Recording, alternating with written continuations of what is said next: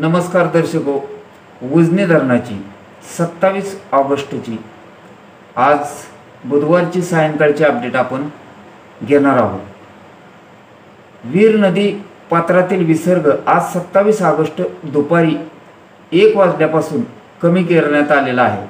तो सध्या 6595 क्युसेकचा विसर्ग सुरू आहे।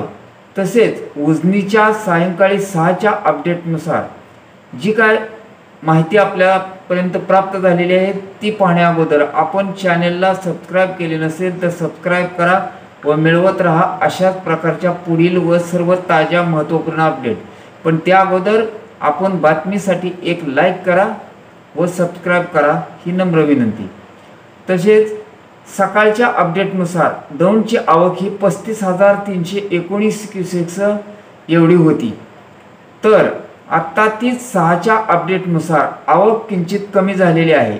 ती आवक सध्याला 27,456 क्युसेक्स झालेली आहे।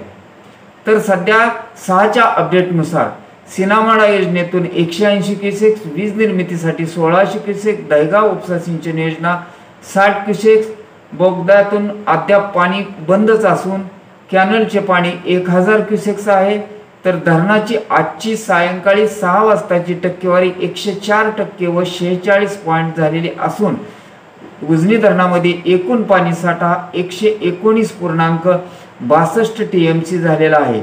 यातील उपयुक्त पाणीसाठा हा 55.96 TMC झालेला आहे। उजनीतून रात्री भीमा नदीच्या पात्रामध्ये रात्री 12 नंतर 45,000 क्युसेकचा विसर्ग सोडण्यात आलेला होता, परंतु सकाळी 6च्या अपडेट पर्यंत तो तसाच होता। परंतु आता 6च्या अपडेटनुसार तो 40,000 क्युसेक्स करण्यात आलेला आहे। यामध्ये वीज निर्मितीचा 1600 क्युसेक्स असा 41,600 क्युसेक्सचा विसर्ग उजनीतून भीमा नदी पात्रामध्ये सोडण्यात येत आहे। यामध्ये वीर धरणातून सध्या सोडण्यात येत असलेला 6,595 क्युसेकचा विसर्ग अशी याची एकूण बेरीज 48,195 क्युसेक्स संगम येथे एकत्र होऊन भीमा नदी पात्रामध्ये मिसळण्याची शक्यता आहे। तरी नदीकाठच्या नागरिकांनी सावधानता व सतर्कता बाळगावी असे आवाहन उजनी धरण व्यवस्थापन प्रशासनाने केलेले आहे।